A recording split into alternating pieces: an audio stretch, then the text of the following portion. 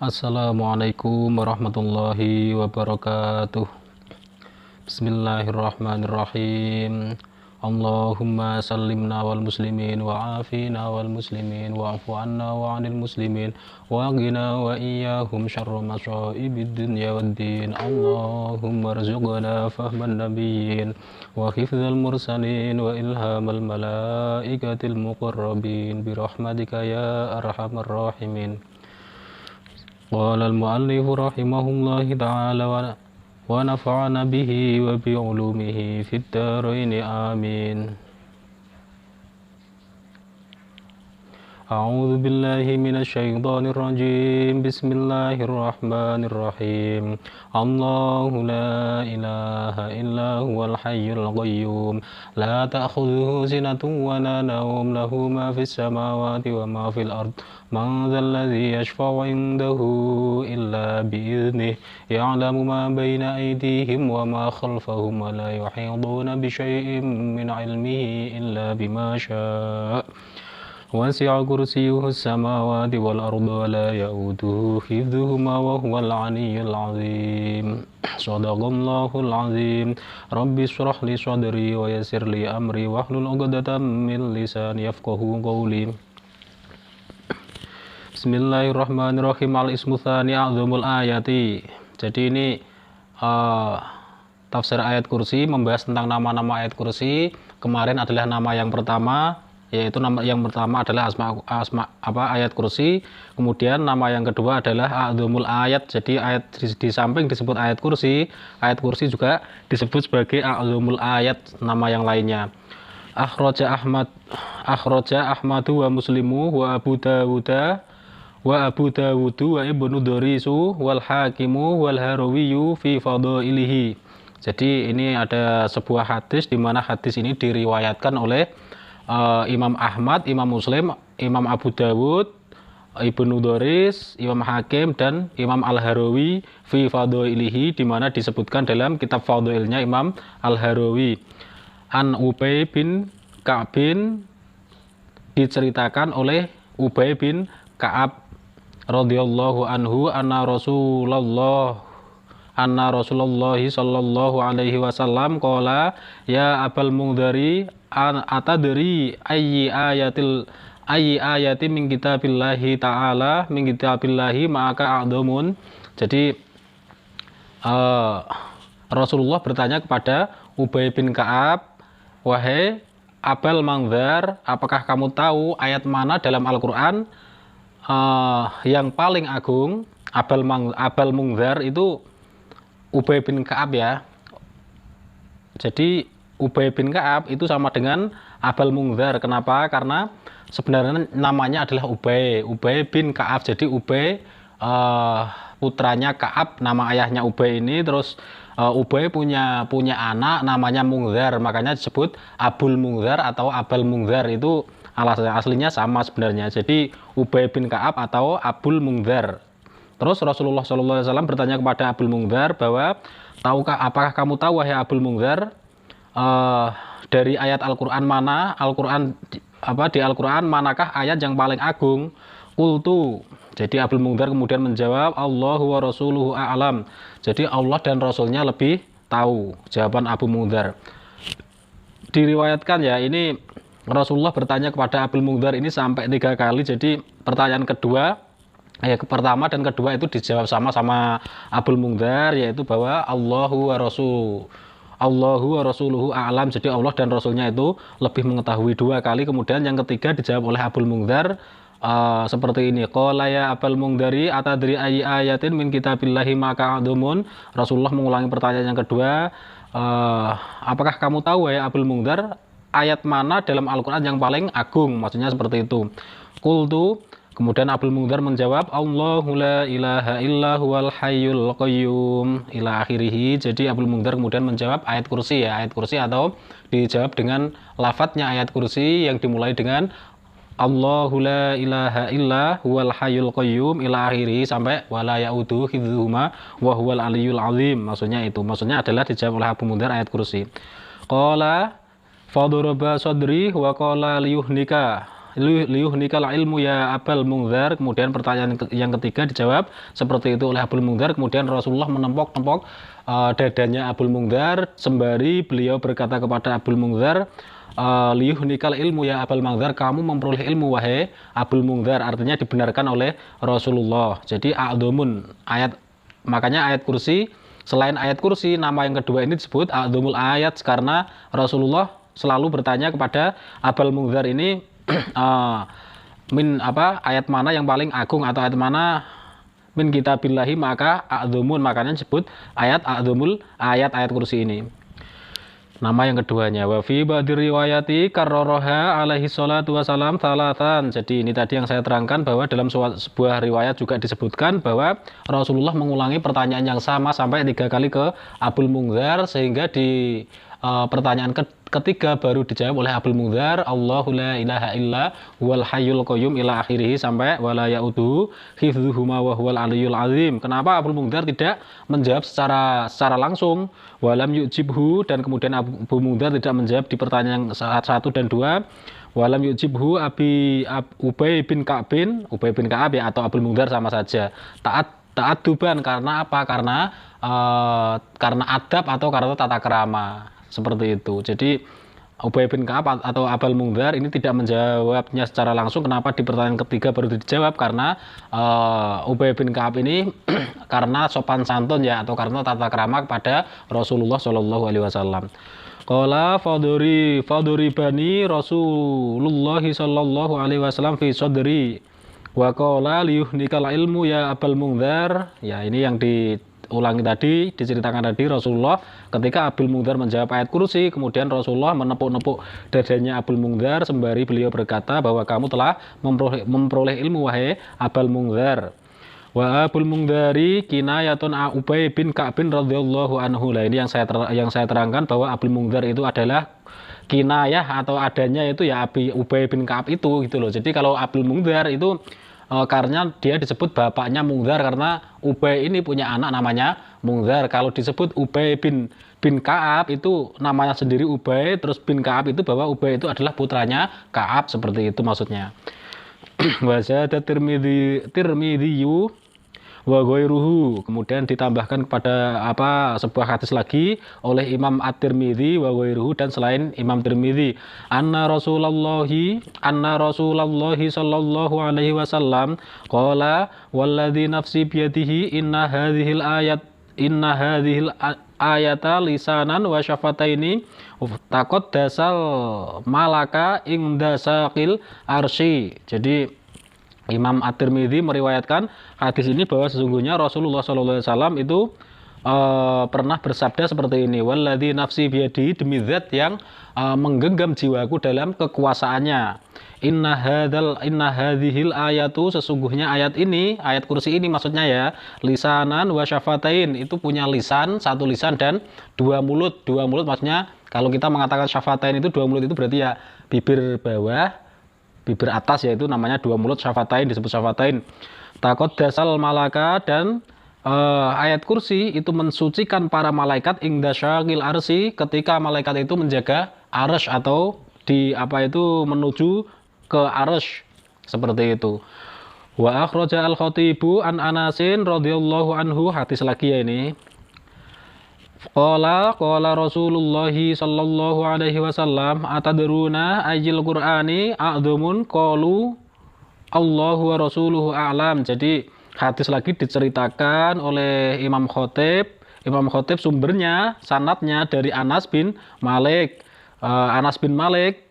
Menceritakan hadisnya seperti ini, bahwa Rasulullah itu berkumpul dengan sahabat-sahabatnya, kemudian Rasulullah bertanya kepada para sahabatnya itu seperti itu, atadruna ayyil Qur'ani a'dhamun, ayat mana, apakah kalian semua tahu wahai para sahabat-sahabatku, ayat mana yang paling agung di dalam Al-Quran? Maksudnya Rasulullah bertanya seperti itu. Qalu, kemudian para sahabat menjawab, Allahu wa rasuluhu a'lam, bahwa Allah dan Rasulnya lebih mengetahui tentang hal itu. Qala, kemudian Rasulullah menjawab lagi, Allahu la ilaha illa huwal hayyul qayyum ila akhirih. Terus Rasulullah menjawab pertanyaannya sendiri, bahwa ayat yang paling agung itu adalah Allahu la ilaha illa huwal hayyul qayyum ila akhiri sampai wala ya'udu hifdzuhuma wa huwal aliyul azim. Itu adalah jawaban Rasulullah. Itulah sebabnya berulang-ulang Rasulullah menanyakan kepada para sahabat, kepada sahabatnya, ajil Qur'anu a'dhamun.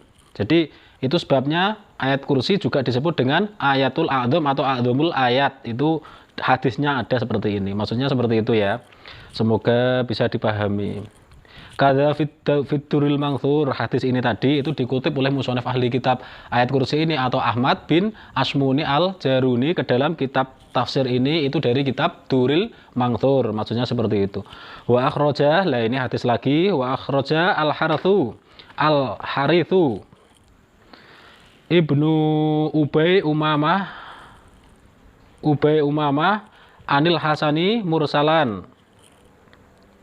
Wa akhraja al-Harithu benu Abi Umamah. Hadis ini diriwayatkan oleh Harith bin Abi Umamah anil Hasani mursalan. Jadi hadis ini adalah hadis diterangkan di sini adalah hadis Hasan mursal.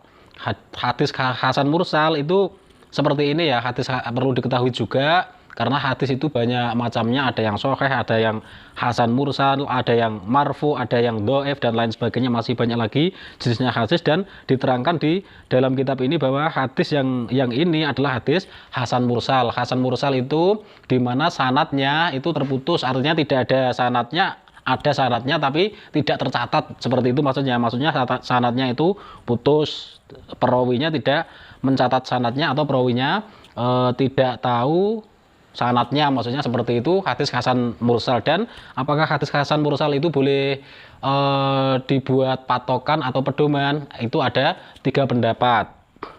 Jadi saya terangkan dulu ya, hadis itu ada 3 bagian. Ada 3 bagian ya. Bagian yang pertama itu biasanya di paling depan itu namanya sanad, seperti an Abi Hurairah. Nah itu sanadnya adalah Abi Hurairah. An Anas bin Malikin. Nah itu sanadnya adalah Anas bin Malik. Artinya sanad itu terdiri dari sahabat-sahabat Rasulullah. Jadi orang-orang yang masih menangi atau masih hidup di zaman ketika Rasulullah masih hidup itu disebut sahabat. Nah, sanad itu pasti adalah dari golongan para sahabat. Terus lagi di tengahnya atau intinya hadis itu disebut matan. Matan itu adalah inti dari hadis tersebut. Yang terakhir itu disebut perawi atau rawi, yaitu yang meriwayatkan hadis. Nah, perawi ini itu dari golongan tabi'in, artinya adalah orang yang setelah zamannya Rasulullah, artinya setelah Rasulullah itu wafat, itu artinya orang yang belum lahir ya, kemudian lahir setelah Rasulullah wafat, itu disebut tabi'in, terus tabi'in dan seterusnya seperti itu. Nah,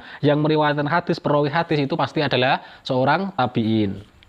Nah, disebut hadis mursal itu karena sanatnya tidak ada, atau tabi'in ini tidak tahu sanatnya, seperti itu disebut hasan mursal. Terus bahasanya adalah apakah hadis hasan mursal ini bisa dibuat patokan atau pedoman? Jawabannya ada 3 pendapat. Yang pertama adalah tidak bisa. Ini tapi yang pendapat yang pertama ini yang bersepakat adalah sedikit ulama atau sebagian ulama saja ya. Tapi alasannya apa? Alasannya adalah hadis hasan mursal itu adalah hadis yang dhaif, artinya tidak bisa dibuat pedoman atau patokan. Tapi pendapat yang kedua ini membolehkan atau boleh dibuat patokan. Nah, yang berpendapat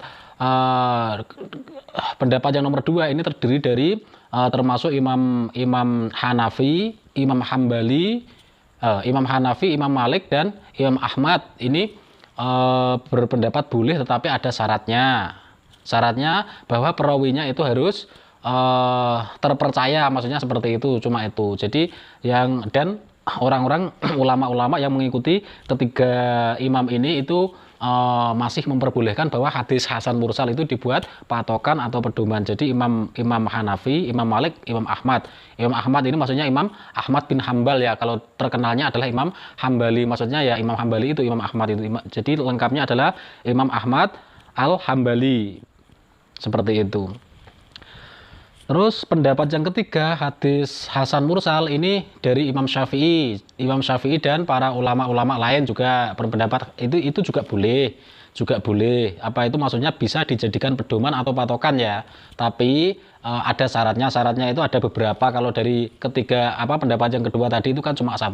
Syaratnya adalah perawinya harus terpercaya seperti itu. Kalau yang Imam Syafi'i ini juga membolehkan karena Imam Syafi'i berpendapat bahwa hadis hasan mursal itu sebenarnya adalah hadis sahih tapi apa ya? Cuma sanadnya itu tidak ada gitu aja. Terus syaratnya apa? Syaratnya ada beberapa termasuk ya bisa dipercaya apa itu perawinya. Terus yang lain itu seperti maksudnya ada hadis pendukung gitu loh. Hadis itu isinya itu ada hadis pendukung dari hadis yang lain. Maksudnya seperti itu dan ada dua lagi kalau nggak salah saya juga lupa intinya karena ini sudah dinukil oleh musonef ahli kitab di dalam kitab tafsir ayat kursi ini berarti bisa dibuat patokan. Jadi perlu diketahui seperti itu.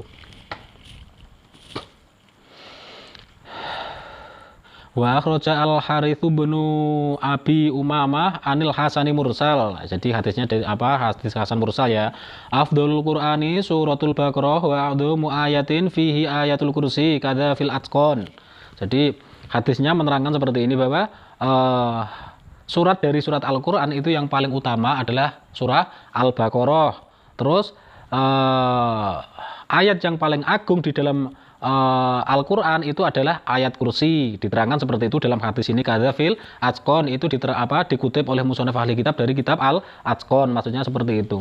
Wa akhraja ad-Darimiyu hadis lagi ad-Darimiyu anir Rabi'i bin Abdillahi al-Kalaiyu qala. Jadi hadis ini diriwayatkan oleh ad-Darimi Anir Rabi ibni Abdillahi al-Kalaiyu. Nah seperti ini Anir Rabi ini berarti dia adalah sanadnya hadis, berarti sanadnya ada ya. Ini bukan hadis hasan mursal kalau ini berarti. Sanadnya Ar-Rabi bin Abdillah al-Kalaiyu. Qala rajulun. Jadi ada seorang lelaki bertanya kepada Rasulullah, maksudnya seperti itu ya. Qala rajulun ya Rasulullah ayu ayati fi kitabillahi a'dhamun. Ada seorang lelaki yang bertanya kepada Rasulullah bahwa pertanyaan seperti ini. Ya Rasulullah, apakah ayat mana dari Al-Qur'an itu yang paling a'dzam, paling agung? Qala, kemudian Rasulullah menjawab alaihi salatu wassalam ayatul kursi Allahu la ilaha illa huwal hayyul qayyum ila akhirih. Itu jawabannya Rasulullah bahwa ayat yang paling agung di dalam Al-Quran adalah ayat kursi. Tsumma qala, kemudian kemudian si Rajul bertanya lagi, fa ayyi ayatin fi kitabillahi tuhibbu an tusibaka wa ummataka. Si Rasul bertanya lagi, wahai Rasulullah, ya Rasulullah, ayat mana di dalam Al-Quran yang paling kamu sukai untuk diistiqomahkan dan untuk umatmu, maksudnya seperti itu.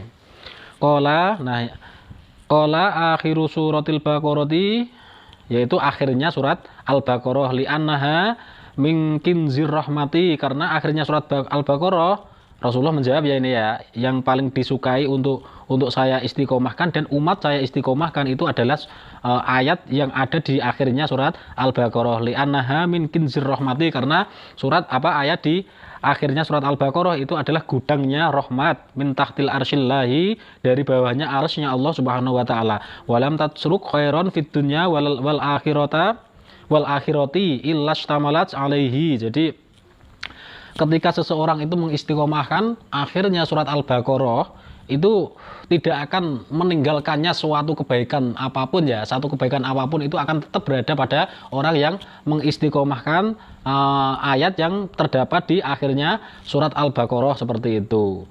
Itu tidak akan tertinggal suatu kebaikan pun di dunia maupun di akhirat. Makanya ini terkadang kita itu tidak sadar ya, karena ayat akhir surat Al-Baqarah itu sudah sering sekali kita buat berdoa, terus sering sekali itu terdapat pada acara tahlilan atau acara doa kita setelah sholat, itu sudah sering sekali. Namun kita tidak tahu hadisnya ya, terus tidak tahu fadilahnya untuk apa seperti itu, kita tidak tahu. Jadi di sini diterangkan bahwa yang membaca itu akan mendapat kebaikan di dunia dan di akhirat, tidak akan meninggalkannya. Wa falam tatsruk khairon.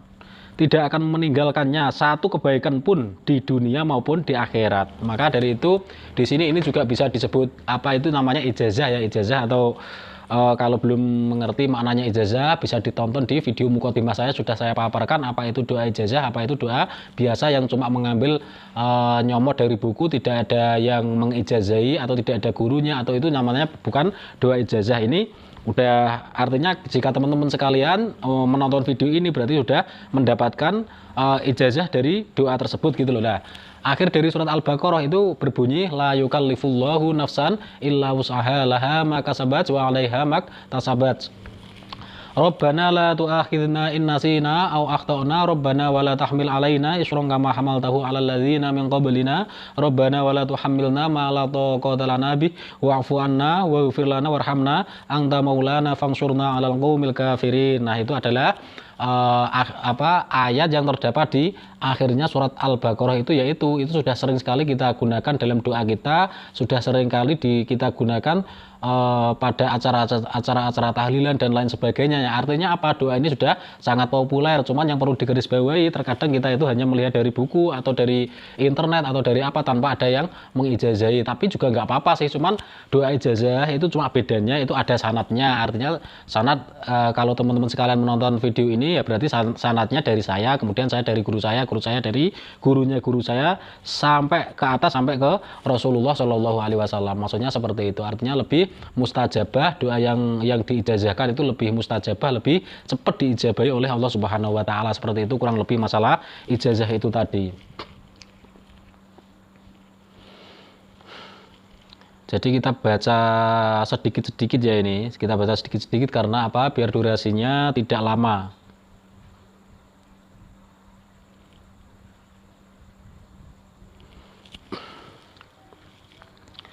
Bismillahirrahmanirrahim. Subhanakallahumma wa bihamdik asyhadu an la ilaha illa anta astaghfiruka wa atubu ilaik.